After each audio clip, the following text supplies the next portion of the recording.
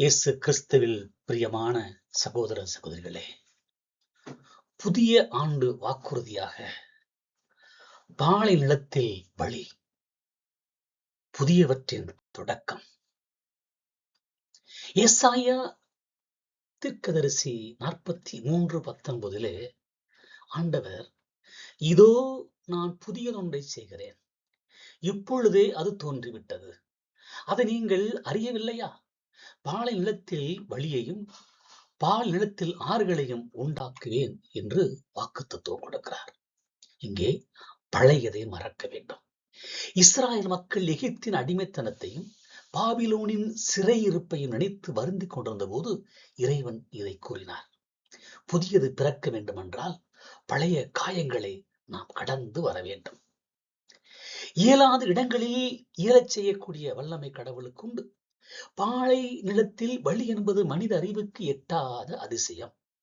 உங்கள் வாழ்க்கையில் வழி அடைக்கப்பட்டு விட்டது என்று நீங்கள் நினைக்கும் இடத்தில் இறைவன் உங்களுக்கு இந்த ஆண்டிலே புதிய பாதையை திறப்பார். கதை பல நிகழ்வுகளை கூறியிருக்கிறோம். தடைகளை தகர்த்த பாலம் என்று ஒரு ஊரில் ஒரு பெரிய நதி ஓடிக்கொண்டிருந்தது. மக்கள் அக்கறை அடைய வழியின்றி தவித்தார்கள். ஒரு முதியவர் மட்டும் இங்கே ஒரு பாலம் வரும் என்று நம்பிக்கையோடு சொல்லிக் கொண்டே இருந்தார். எல்லாரும் அவரை பைத்தியம் என்றார்கள். ஆனால் ஒரு சில ஆண்டுகளில் அரசாங்கம் அங்கே ஒரு பிரம்மாண்டமான பாலத்தை கட்டியது. இது வழியாக பாடம் என்ன? நாம் பார்க்காத போதே இறைவன் திட்டமிட தொடங்கி விடுகிறார். நம்முடைய இல்லை என்பது இறைவனின் ஆமாக மாறுகிறது. ஆக வற்றாத ஊற்றாக தொடர் வழிகாட்டுதலாக இந்த ஆண்டிலே நாம் இல்லை இல்லை முடியாது முடியாது என்பதெல்லாம் முடியும் என்று சொல்ல வைக்கிறார். ஏசாயா 58:2 வார்த்தை, வாக்குத்தத்துவ வார்த்தை 11 ஆண்டவர் உன்னை இடைவிடாது வழிநடத்துவார், வறண்ட நிலத்தில் உனக்கு நிறைவளிப்பார், உன் எலும்புகளை ஒளிமயமாக்குவார், நீர் பாய்ச்சிய தோட்டம் போலவும் வற்றாத ஊற்று போலவும் இருப்பாய் என்ற அடுத்த வாக்குத்தத்துவத்தை கொடுக்கிறார். அதாவது இடைவிடாத வழிநடத்தல். இறைவன் ஏதோ ஒரு நாள் மட்டும் உனக்கு வருவதில்லை, துணை வருவதில்லை. இடைவிடாது, கண்டினியூவலி என்ற சொல் ஒவ்வொரு நொடியும் அவர் நம் அருகில் இருக்கிறார் என்பதை குறிக்கிறது. எலும்புகளை வலிமையாக்குகிறார் என்பது நம்முடைய உள்ளான மனித இன்னர் செல்ஃப் பலப்படுவதை குறிக்கிறது, பலப்படுத்தப்படுவதை குறிக்கிறது. உலகம் வறண்டு போயிருந்தாலும் இறைவனோடு இணைந்திருக்கும் ஆன்மா எப்பொழுதும் பசுமையாக இருக்கும். பாலை நிலத்தில் சோலையாக இருக்கும். பாலை நிலத்தில் 2 செடிகள் இருந்தன. ஒன்று மேல்புறம் பெய்யும் மழைக்காக காத்திருந்தது. மழை பெய்யாதால் வாடிவிட்டது. இன்னொன்று தன் வேர்களை ஆழமாக பூமிக்கடியில் கொண்டு சென்றது. அங்கே இருந்த நிலத்தடி நீரை உறிஞ்சி வெயிலிலும் பசுமைகளும் நின்றது. அதன் வழியாக பாடம் என்ன? நாம் மகிழ்ச்சி வெளிச்சூழலை சார்ந்தது அல்ல, நமக்குள் இருக்கும் இறைவனை வற்றாத ஊற்றை சார்ந்தது என்று நாம் நம்ப வேண்டும். எனவே இந்த புதிய ஆண்டிலே புதிய பாதையில் நல்ல ஆயனோடு நாம் வழி நடப்போம். கடந்த காலத்தை விட்டுவிட்டு நாம் எதிர்காலத்தை நோக்கி, அதாவது நகைச்சுவையாக கூறுவது போல ஒரு குரங்கு குறுகிய வாய் கொண்டு ஒரு ஜாடிக்குள் கையை விட்டு நிறைய கடல்களை அள்ளியது. கையை வெளியே எடுக்க முடியவில்லை.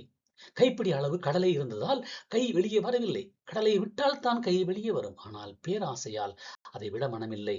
அதனால் அது பிடிபட்டது என்பது கதையைப் போல நம்முடைய வாழ்க்கையும் அமைந்துவிடக் கூடாது. எனவே ஆண்டவர் நம்மிடம் சொல்வது என்ன? முன்னையவற்றை நினைக்காதீர்கள். புதிய ஆண்டில் நாம் நுழையும் போது கடந்த கால தோல்விகள், பாவங்கள் மற்றும் கசப்பான நினைவுகளை சுமந்து கொண்டு ஓட முடியாது. பாலைவனத்தில் பாதை உருவாக்கும் இறைவன் உங்கள் வாழ்வில் இன்று ஒரு புதிய தொடக்கத்தை தருகிறார்.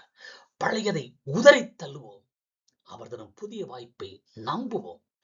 பழையதை விட்டால்தான் புதிய ஆசீர்வாதங்களை பெற முடியும் என்பதை நம்புவோம். கொரிந்தியர்களின் திருமுகத்திலே 2 திருமுகத்தில் 5:14-17 புதிய மனிதராக மாறுங்கள் என்று ஆண்டவர் அழைக்கிறார். ஒரு சிற்பியின் கையில் கல் இருப்பதை போல ஒரு பெரிய கல் சாலையில் கிடந்தது. அதை கடந்து சென்றவர்கள் அதை ஒரு தடையாக பார்த்தார்கள். ஆனால் ஒரு சிற்பி அதை பார்த்தபோது அதற்கு ஒரு அழகான தேவதையின் உருவம் தெரிந்தது. அவர் தேர்வையற்ற பகுதிகளை செதுக்கிய போது ஒரு அழகான சிலை உருவானது என்பதை அடிக்கடி நான் பேசியிருக்கிறோம், சொல்லியிருக்கிறோம். அதுபோல கிறிஸ்துவோடு இணைந்திருப்பவர் புதிய படைப்பு. புதிய படைப்பு. கிறிஸ்துவோடு இணைந்திருங்கள், புதிய படைப்பாக இருங்கள். புத்தாண்டு என்பது காலாண்டரை மாற்றுவது மட்டுமல்ல, அல்லது காலாண்டரை கிழிப்பது மட்டுமல்ல, நம் உள்ளம் மாறுவதே உண்மையான புத்தாண்டு.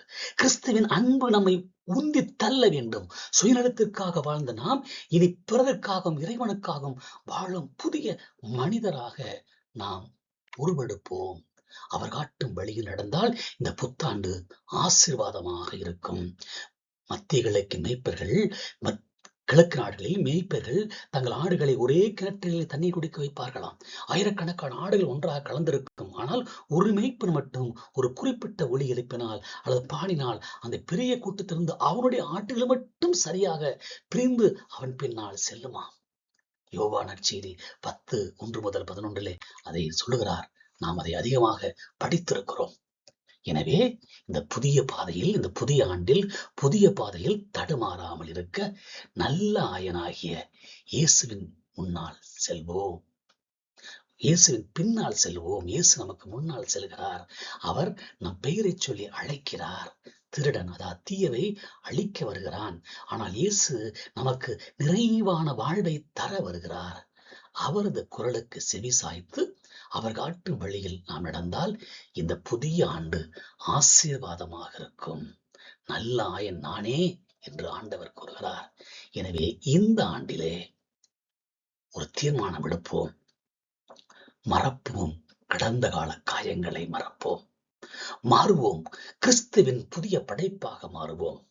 நடப்போம், நல்ல ஆயனின் குரலை கேட்டு நடப்போம். பழையன ஒளிந்தன, புதியன புகுந்தன. இந்த ஆண்டு உங்களுக்கு மகிழ்ச்சியும் சமாதானமும் இறை அருளும் உள்ள ஆண்டாய் அமையட்டும். Happy new year. அனைவருக்கும் புத்தாண்டு வாழ்த்துக்கள். நல்ல ஆயனாக இயேசு உங்களை பசுமையான இடத்திற்கு, ஆசீர்வாதமான இடத்திற்கு, வல்லமையான இடத்திற்கு, உயர்வின் இடத்திற்கு நீங்கள் இதையெல்லாம் நோக்கி நீங்கள் விரும்புகிறீர்களோ அவை அனைத்தும் பெற முடியாய் இந்த ஆண்டு ஆசீர்வாதத்தின் ஆண்டாய் அமையட்டும். ஆமென்.